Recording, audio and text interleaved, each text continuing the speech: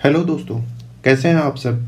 तो मैं एक बार फिर से पंकज कुमार हाजिर हूं आपके सामने अपने यूट्यूब चैनल मिस्ट्री कॉन्सेप्ट्स को लेकर। तो मुझे लगता है कि आप लोग बहुत ही इंतज़ार कर रहे होंगे पार्ट 4 का। एक दिन का गैप हो गया इसमें, मैंने अपलोड नहीं कर पाया।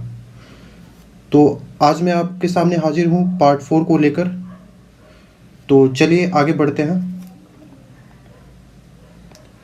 ये मैंने पिछले वीडियो पार्ट 3 में क्वेश्चन सोल्व करने के लिए दिया था। बहुत से लोगों ने इसको सोल्व किया है, तो इसको मैं एक बार बता देता हूँ इसको कैसे सोल्व करेंगे।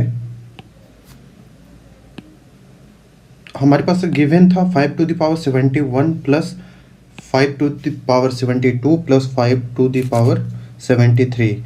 तो इसको क्या करना था कि एक नंबर ढूंढना है जो जो इसको कंप्लीटली डिवाइड कर देगा। ठीक है, तो मैं क्या करता हूँ कि 5⁻71 कॉमन ले लिया मैंने, तो 1 प्लस 5⁻1 बच गया, 5⁻2।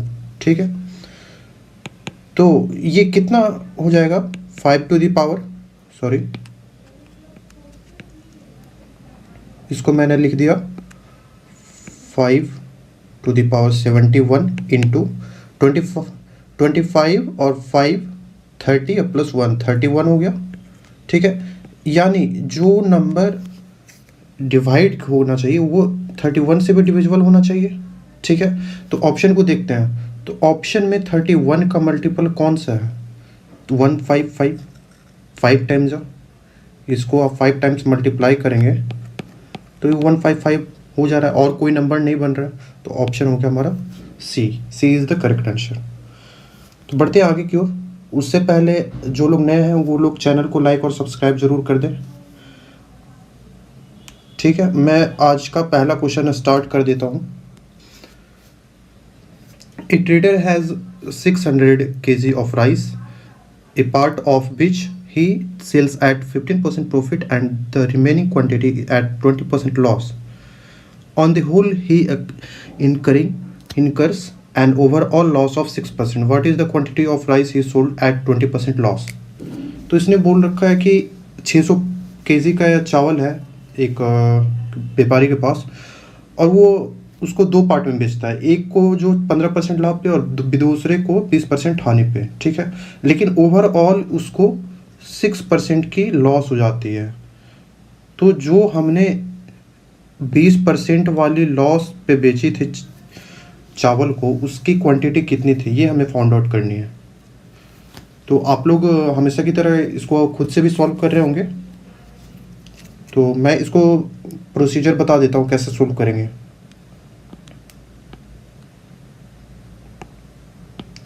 तो देखिए, इन्होंने दे रखा है कि एक, इसको मैं एलिगेशन से सोल्व कर देता हूँ, मिक्सचर एंड एलिगेशन लगाते हैं, यहाँ बहुत इजी पड़ेगा।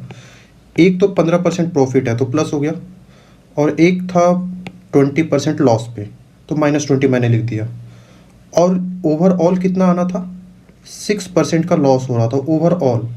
ठीक है, तो जब मिक्सचर और एलिगेशन लगाएंगे तो यहाँ पे क्या हो जाएगा, 15 माइनस ऑफ 6, और यहाँ पे क्या हो जाएगा, -6 -20। तो हमारे पास ये कितना हो गया, 14:21। ठीक है, यानी 7 से इसको कट करते हैं तो 2:3 का आ गया रेशियो। यानी मुझे ये पता चल गया कि ये 2:3 क्या बता रहा है कि ये जो 15% के लाभ पे बेचा गया था ये इसका रेशियो है, और ये जो 3% के लॉस पे बेचा गया था ये 20% लॉस पे जो बेचा गया था वो इसकी क्वांटिटी है। तो हमें क्या फाइंड आउट करनी थी, जो 20%, यानी जो 20% वाले की वैल्यू हमें निकालनी थी। तो यहाँ से क्या आ जाएगा, 3/2 + 3 टोटल रेशियो, 2 + 3 × 100। सॉरी, यहाँ पे 600 दे रखी थी तो हम लोग 600 यहाँ पे रखेंगे। जितनी क्वांटिटी दे रखती है टोटल क्वांटिटी उससे मल्टीप्लाई करते हैं, तो क्या हो गया हमारे पास 3/5 × 600। तो ये कितने बार गया, 120। तो हमारे पास आंसर क्या होगा, 360। तो मुझे उम्मीद है जहाँ समझ में आया होगा। अगर आपको नहीं समझ में आ रहा है तो आप कमेंट में लिख सकते हैं, या तो मैंने व्हाट्सअप नंबर दे रखा है, आप मुझे पर्सनली मैसेज कर सकते हैं।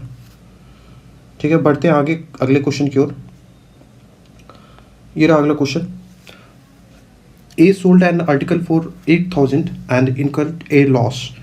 Had he sold the article for 9,800, his gain would have been twice the amount of loss. At what price should the article be sold to earn 20% profit?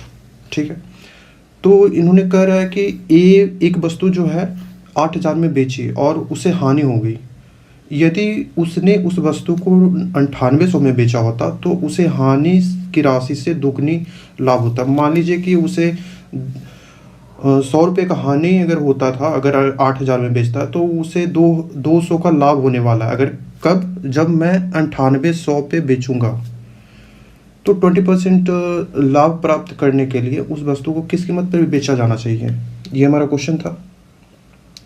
अच्छा question है ये, आपको अटेम्प्ट लेना चाहिए खुद से। तो मैं यहाँ पे सोल्व करता हूँ, आप भी सोल्व करते रहिए। देखिए, यहाँ बात हो रही है किसकी, सेलिंग प्राइस की। तो हमारे पास एक सेलिंग प्राइस दे रखा है 8,000 और एक सेलिंग प्राइस दे रखा है 9,000। तो हम सीपी पे फोकस करते हैं कि हमें सीपी किसी तरह मिल जाए। तो यहाँ पे 20% लाभ दे रखा है, तो हम वहाँ से एसपी निकाल लेंगे। अल्टीमेटली हमें सीपी फाइंड आउट करना है। तो कंडीशन, फर्स्ट कंडीशन ये था कि मैं इसको एक्स पे ₹100 अगर इसको हानि होती है, 8 इस पे यहाँ पे लॉस हो जाता है। और यहाँ पे कंडीशन दे रखा था, यहाँ पे 2x रुपीज़, यहाँ पे क्या हो जाएगा, लाभ यानी प्रॉफिट हो रहा है। तो मैं यहाँ से इक्वेशन बना देता हूँ। तो सीपी की वैल्यू यहाँ से क्या लिखेंगे, सीपी की वैल्यू यहाँ से मैं लिख सकता हूँ 8,000 प्लस x, क्योंकि ये वाला वैल्यू एसपी है, ये वाला वैल्यू एसपी है यानी सेलिंग प्राइस है। तो ये वाला वैल्यू भी इक्वल हो जाएगी किसके, इधर वाले राइट हैंड साइड वाले की। तो यहाँ से मैं इसको सीपी को क्या लिख दूंगा, यहाँ पे लाभ हुआ है तो माइनस हो जाएगा 2x। अब इसको इक्वेट करेंगे तो ये इधर जाके 3x हो जाएगा और ये वाला वैल्यू इधर चला जाएगा। तो 3x इजकल टू 1, सॉरी यहाँ पे 9,800 था, ठीक है। तो 3x इजकल टू कितना हो गया 1,800, तो x इजकल टू कितना हो गया 600। ये हमारी x की वैल्यू आ गई, ठीक है। तो यहाँ से हम SP, आप इन दोनों में से किसी में भी रख दीजिए, आपका SP सेम ही आएगा। तो सॉरी CP, तो CP की वैल्यू कितनी आ गई 8,000 प्लस 600 यानी 8,600। और बोल रहा था कि 20% लाभ होना चाहिए। तो SP क्या हो जाएगा इस वाले CP पे, तो 8,600 इंटू 120/100 यानी 5,6, ठीक है। तो 5 इतना जाएगा। जब इसको मल्टीप्लाई करेंगे तो आपका आ जाएगा 10320, ऑप्शन सी।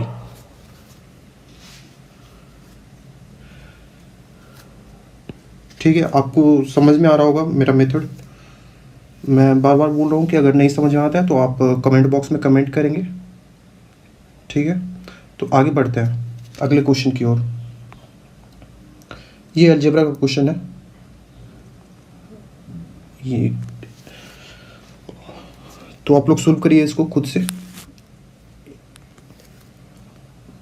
जब आप इसको खुद से ट्राई करेंगे तो आप अपना सेंस लगाएंगे और आपको पता चलेगा कि मैं किस डायरेक्शन में सोच रहा हूँ।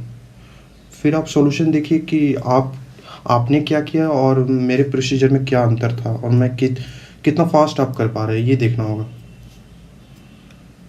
मैं इसको सोल्व करता हूँ। तो देखिए x की वैल्यू a प्लस 1/a है और इसकी a माइनस 1/a है। ये वाली जो वैल्यू आपको निकालनी है, आप इसको देख के डर जाएंगे मैं इसको कैसे सोल्व करूँ, स्क्वायर का स्क्वायर करना पड़ेगा तब जाके पावर 4 आएगी। लेकिन मैं इसको एक काम करता हूँ, जो मेरे पास ए की वैल्यू है, ए की वैल्यू मैं 1 रख देता हूँ। अब ज़रा देखिए क्या हो जाएगा। अब जब ए की वैल्यू 1 रखेंगे तो x बराबर क्या होने वाला है, 2 हो जाएगा, और y बराबर क्या हो जाएगा, 0।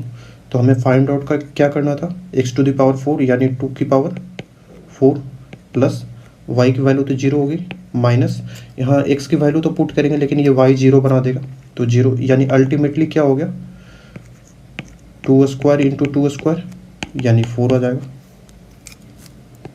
Option C. कितना इजी हो गया ये, आपने वैल्यू पुटिंग कर दी। नहीं तो आप जब अलजेब्रिक से फॉर्मूले से सोल्व करेंगे x² का x² लगा लगा के, तो वो बहुत लेंदी होने वाला था। चलते हैं नेक्स्ट की क्वेश्चन की ओर।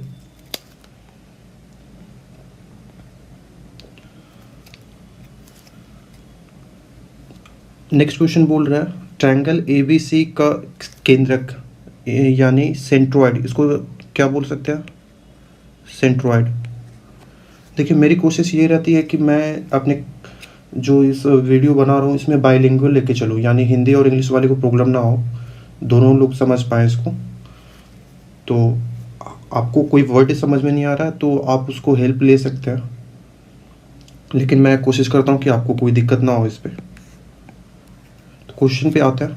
ट्रायंगल ABC का सेंट्रोइड G है और उसकी जो साइड्स हैं AB, BC और CA, उसकी लेंथ दे रखी है 7 सेंटीमीटर, 24 सेंटीमीटर और 25 सेंटीमीटर। तो BC की वैल्यू हमें फाइंड आउट करनी है, ठीक है। तो यहाँ पे देखिए जो तीनों दे रखी है 7, 24 और 25, आपको देखने से ये नहीं लग रहा कि ये हमारा पाइथागोरियन ट्रिपलेट बन रहा है, यानी जब आप 7² प्लस 24 का स्क्वायर करेंगे तो ये 25 का स्क्वायर देने वाला है, यानी ये पाइथागोरियन ट्रिपलेट बन रहा है मेरा। तो मेरा काम और आसान हो जाता है यहाँ पे, यानी ये वाली वैल्यू हो जाती है 25, मान लेता हूँ इसको 24, और ये वाली वैल्यू 7, ठीक है। और ये मैं ट्रायंगल का नाम दे देता हूँ ABC। अब जो इसका सेंट्रोइड जो लाइक करेगा यानी कि केंद्रक, तो ये जो लाइक करता है जब ये राइट एंगल ट्रायंगल हो जाता है तो इसके मिड पॉइंट पे लाइक करता है ये। तो इसको मान लेता हूँ मैं D और इसको मान लेता हूँ E, यानी BD बराबर 2BE लिख सकता हूँ मैं, यानी जो वैल्यू BD की होगी वो वाली वैल्यू किसके बराबर हो जाएगी, 2BE की हो जाएगी।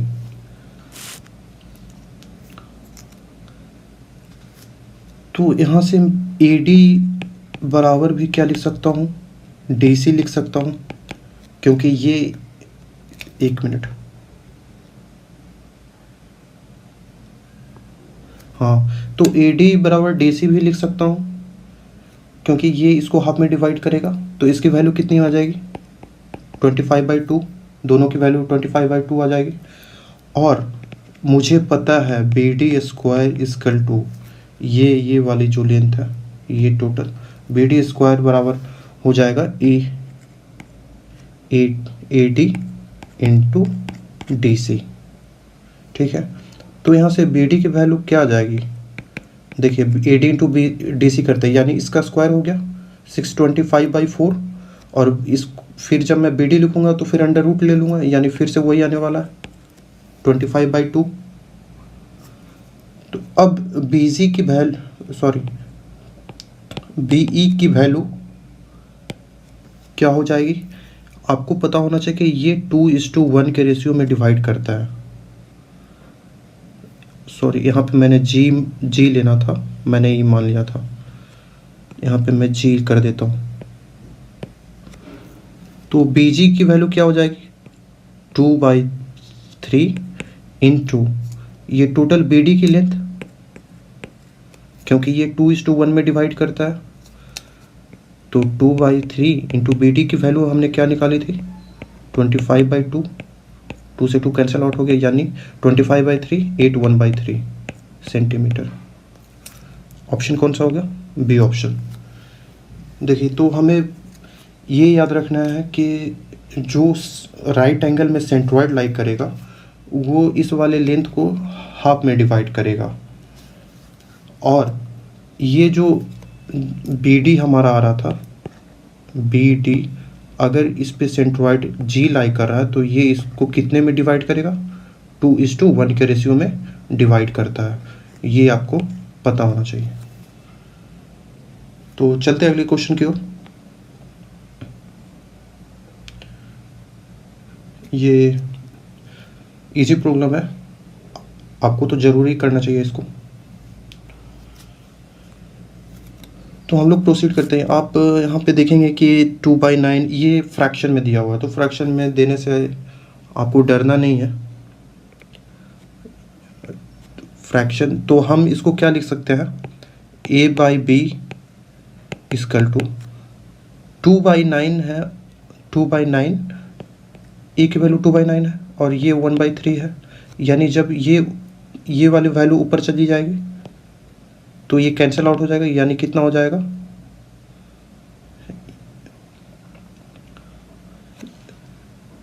तो ये हमारे पास होने वाला है 2/3। ठीक है, और अब प्रोसीड करते हैं B/C पे, यानी B/C पे। तो हमारे पास ये कितना होने वाला है, 14 ऊपर चला जाएगा, यानी 4/5 आ जाएगा। ठीक है, और यहाँ पे D/C दे रखा है इन्होंने, तो मैं C/D लिख सकता हूँ। C/D क्या हो जाएगा, 3/5 अपॉन 7/10। ठीक है, तो ये क्या बन जाएगा, 6:7। ठीक है, तो अब इसको क्या करते हैं, आपको यहाँ पे ध्यान देना है, यहाँ पे इन्होंने D/C दे रखा था, तो मैं C/D भी लिख सकता हूँ, ये रेशियो को अपोजिट कर दूंगा। तो अब हमें इसको इक्वल करना है, यहाँ भी C है, यहाँ भी C है, यहाँ B है, यहाँ B है, तो हमें हर वैल्यू सेम होनी चाहिए। तो C को मैं सेम करता हूँ, तो 5 से मल्टीप्लाई कर दिया, तो नीचे भी 5 से मल्टीप्लाई हो गया।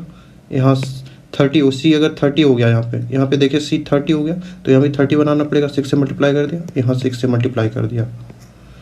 अब B हमारा 24 हो गया, तो B को 24 बनाने के लिए यहाँ पे 8 से मल्टीप्लाई कर दिया, यहाँ भी 8 से मल्टीप्लाई हो गया, तो क्या हो गया, 16/24 यहाँ बन गया। यहाँ पे कितना बन गया, 24/30, यहाँ पे बन गया 30/35। देखिए ये वैल्यू तो सेम ही आ रही है, तो हमारा A/B/C/D का वैल्यू कितना आ गया, 16:24:30:35। ऑप्शन कौन सा मैच किया, ऑप्शन नंबर बी। तो जस्ट हमें फ्रैक्शन को डील करना था, और उसके बाद हमें सीखना है कि ये जो वैल्यू बी और बी, सी और सी कॉमन आ रहे हैं, तो इसको कॉमन आने का मतलब है कि हर एक रेशियो में इसका वैल्यू इक्वल होना चाहिए, तभी हम इस फॉर्मेट में लिख सकते हैं। ठीक है, चलते आगे की ओर। ये मेंसुरेशन का क्वेश्चन है। ये सारे मैं जो क्वेश्चन पूछे जाते हैं उन्हीं क्वेश्चन को मैं सोल्व करा रहा हूँ, क्योंकि हम लोग और इससे क्या होगा कि हम अपने पैटर्न पे बने रहेंगे, और कुछ बड़े बड़े क्वेश्चन करने के फ़ायदे नहीं है उतने कि जो हमारे रेंज के बाहर हो, जैसे कि जो एग्ज़ाम से उनका मतलब ही ना हो। तो हम लोग एग्ज़ाम के बेसिस पे ही क्वेश्चन करेंगे। तो इसको करते हैं। क्वेश्चन में कह रहा है an equilateral triangle is drawn on the diagonal of a square, the ratio of the area of a square to the area of triangle is. Okay, तो किसी वर्ग के विकर्ण पर एक समबाहु त्रिभुज बनाया गया, मतलब इक्विलैटरल ट्रायंगल है, तीनों साइड सेम हो जाएगी, और एक वर्ग के क्षेत्रफल यानी स्क्वायर का एरिया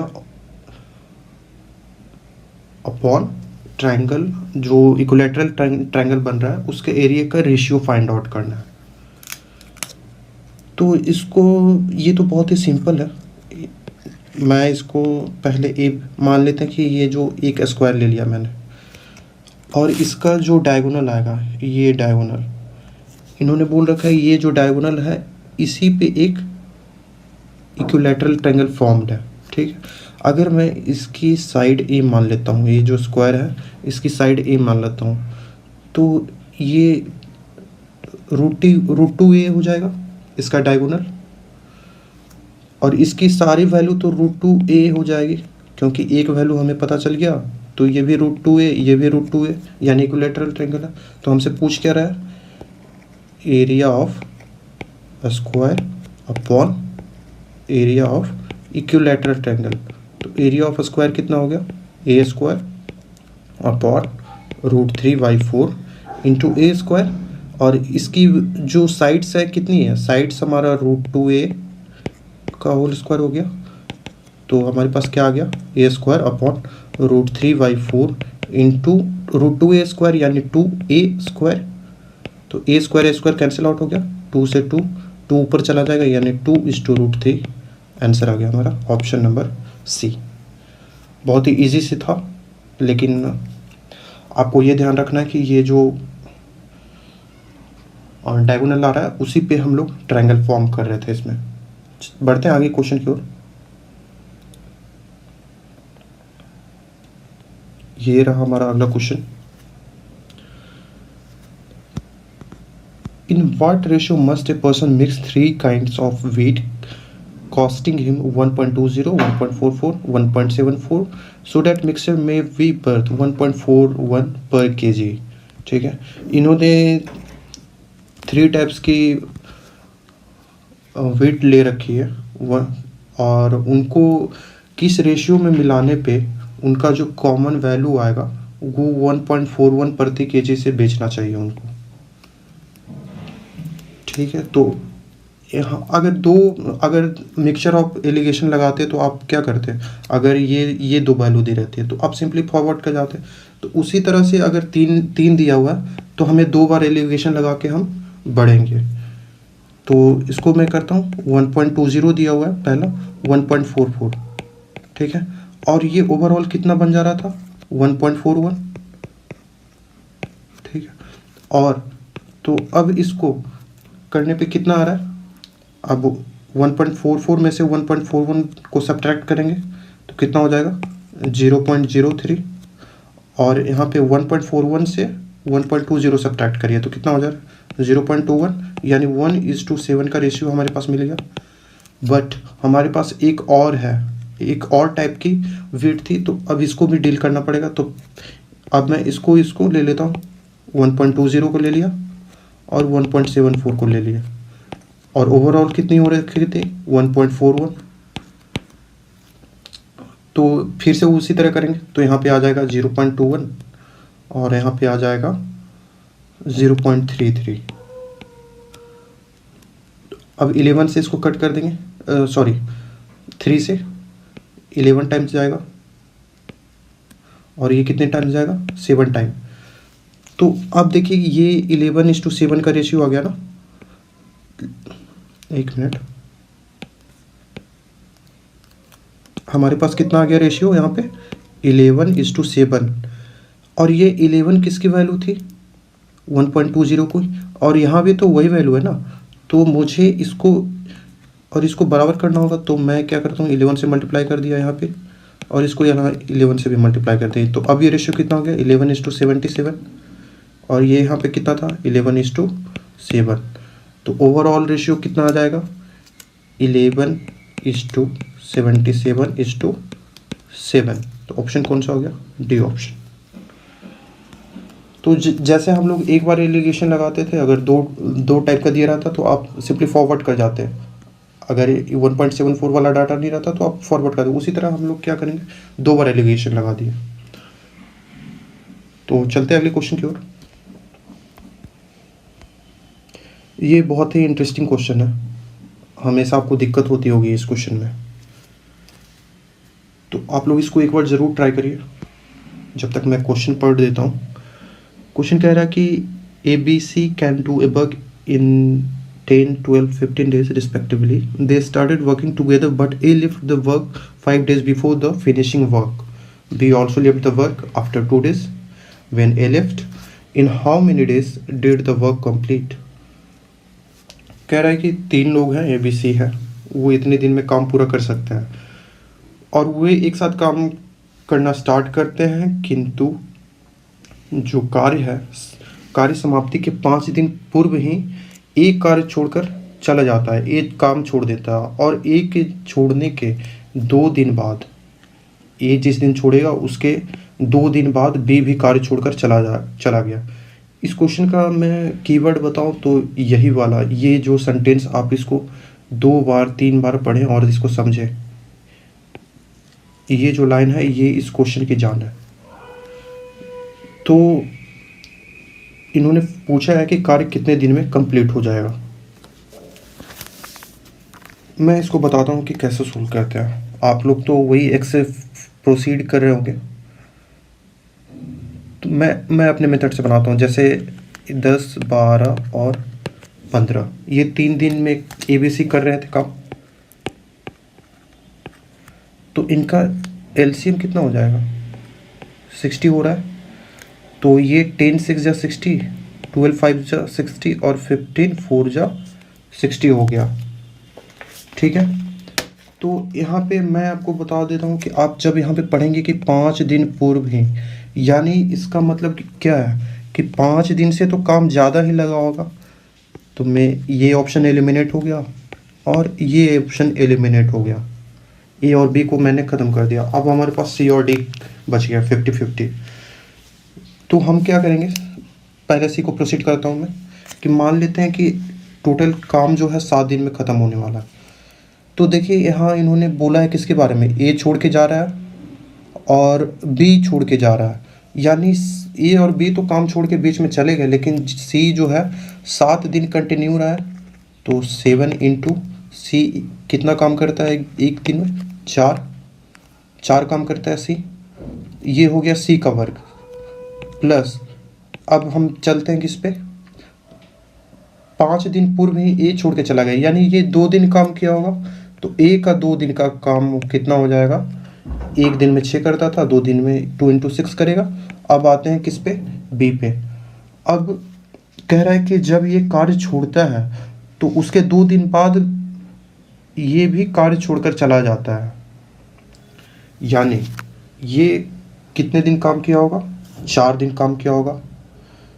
तो कितना हो गया, तो 4 इंटू 5 ये हो गया 28 प्लस 12 प्लस 20, ये टोटल हमारा कितना आ जाएगा, 28 30 40 और 60, यानी ये सेटिस्फाई कर गया। हमारा आंसर हो गया 7 डेज, यानी 7 डेज हमारा वर्क कंप्लीट हो जाएगा। ठीक है,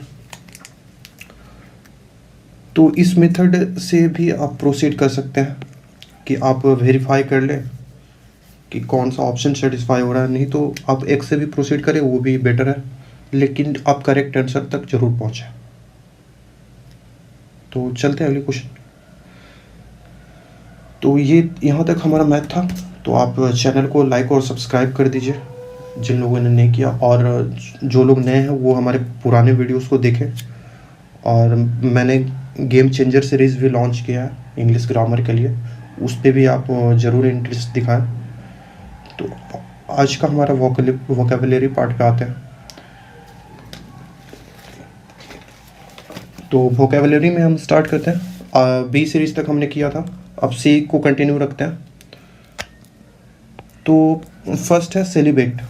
सेलिब्रेट मतलब, जैसे इसको मैं याद रखने का तरीका बताता हूँ कि आप लोग बहुत सेलिब्रेट कर रहे होंगे क्योंकि आप अभी अनमैरिड हैं। तो सेलिब्रेट का मतलब हो जाता है अनमैरिड।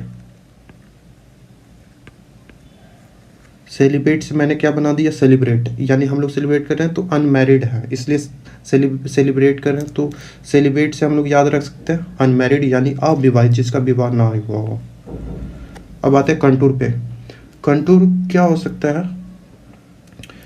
कि जैसे ये एक बॉक्स है, इसके अंदर लिक्विड भरा हुआ है, तो ये लिक्विड को किसने रोक रखा है, ये बाहरी वाले रीजन ने, ये आउटर पार्ट ने। तो यही इसका क्या हो गया, कंटूर हो गया। यानी जो आउटर पार्ट होगा कोई बॉडी का, उसको वो क्या बोल सकते हैं, कंटूर, यानी आउटर पार्ट।